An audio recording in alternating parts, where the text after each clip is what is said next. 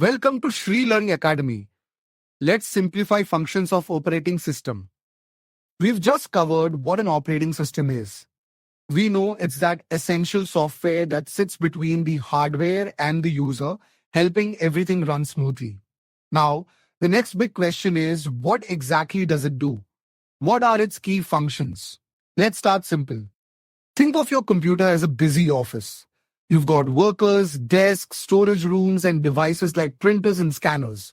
But without a manager, it would be total chaos. That manager, the one who assigns tasks, keeps everyone in order, and makes sure resources are used efficiently, is your operating system or OS. The functions of an operating system are like the responsibilities of that office manager. These are the jobs it must handle constantly, quietly, and efficiently to make sure the computer runs well. One of its most important tasks is process management. A process simply means a program that is running like your web browser, your music player, or even the background update tool. The OS has to decide which process gets the CPU's attention and for how long. Since the CPU can focus on one main task at a time, the OS quickly switches between tasks so it feels like everything is happening at once. This is called multitasking.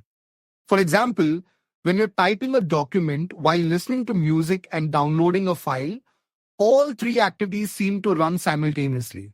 But in reality, your OS is rapidly giving each task a tiny slice of time, so fast that you don't notice the switching. That's process management in action.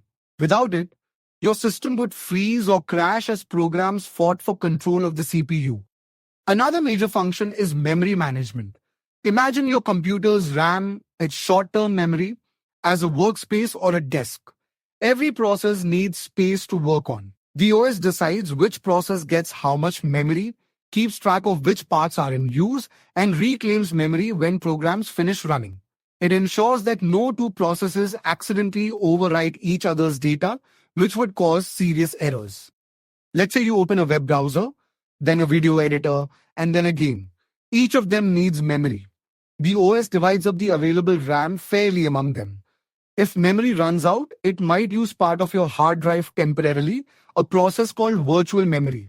This way, you can still open multiple apps even if your RAM is limited. Then comes file management. Every piece of data, whether it's a photo, a song, or a system log, is stored in files. The OS organizes these files into directories or folders, just like a filing cabinet in that busy office. It helps you create, delete, read, and write files, and even keeps track of their permissions who can open or modify them. For example, when you save a Word document, you don't have to think about which sector of the hard drive it goes to. The OS handles all that complexity behind the scenes. It knows how to find your file later, even if it's buried deep in folders. This makes your interaction with data simple and human-friendly.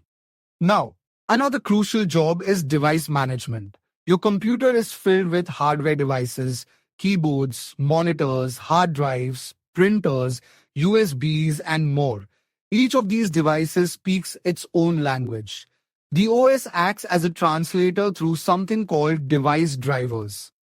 So, when you hit print, you're not directly talking to the printer. You're telling the OS, I want to print this document, and the OS communicates with the printer driver, which converts that request into a format the printer understands. Without the OS, you'd have to send hardware commands manually. And trust me, no one wants to do that.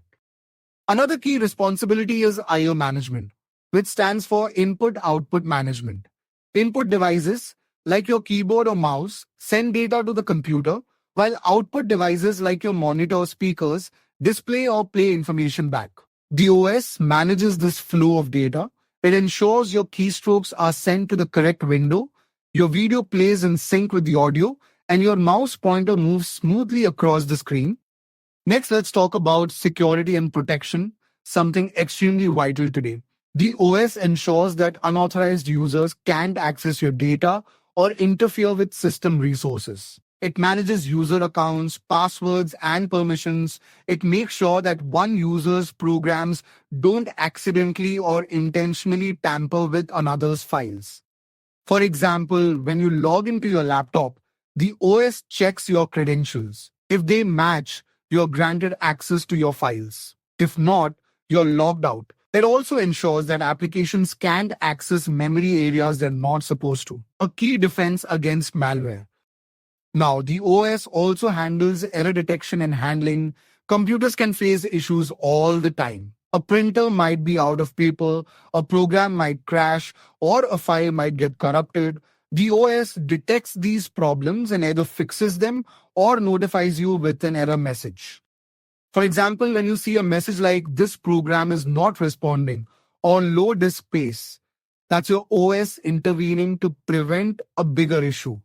It's like a safety officer in our office example, always watching out for anything unusual. Another often overlooked function is resource allocation.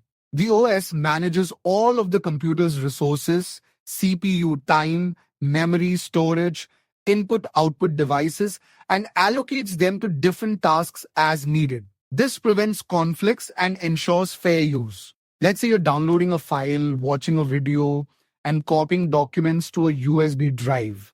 All these tasks compete for system resources. The OS decides how to share them in a way that keeps everything running smoothly. And finally, the OS provides the user interface, the way you and the computer communicate. This can be through a command line interface, CLI, like typing commands in Linux, or a graphical user interface, GUI, like clicking icons in Windows or Mac OS. The OS ensures that when you click, drag, or type, your actions are interpreted correctly. Without this interface, you'd be staring at raw hardware that doesn't understand what you want. To sum it up, the operating system is the silent coordinator that makes your computer usable. It runs multiple applications, manages hardware and memory, organizes files, protects data, handles errors, and keeps everything talking to each other. Think about it.